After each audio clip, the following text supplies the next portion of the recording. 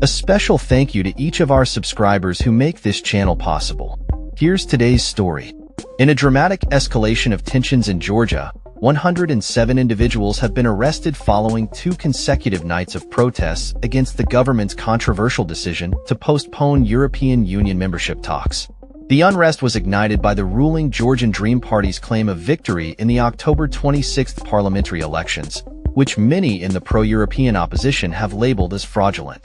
The Interior Ministry reported that the detainees were arrested for disobedience to lawful police orders and petty hooliganism, as protesters clashed with law enforcement, throwing stones, fireworks, and other objects.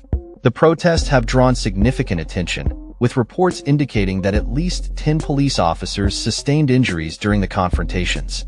Prime Minister Erupt announcement that Georgia would not pursue EU accession talks until 2028 has fueled public outrage, prompting accusations from the opposition that the government is distancing the nation from European integration. The Prime Minister later clarified that EU membership remains a top priority, aiming for a 2030 target. However, the damage was done, and protests intensified, particularly outside the parliament in Tbilisi, where riot police deployed water cannons and tear gas to disperse crowds. Amidst the chaos, independent media reported that one journalist was hospitalized due to serious injuries sustained during the unrest. The protests have not been confined to Tbilisi. Demonstrations have erupted in various cities across the country, reflecting widespread discontent with the government's actions. In a show of solidarity, hundreds of public servants, including diplomats and judges, have issued statements condemning the government's decision, claiming it contradicts the Constitution and risks international isolation for Georgia. The situation has prompted a fresh wave of protests, with plans for further demonstrations announced outside Parliament.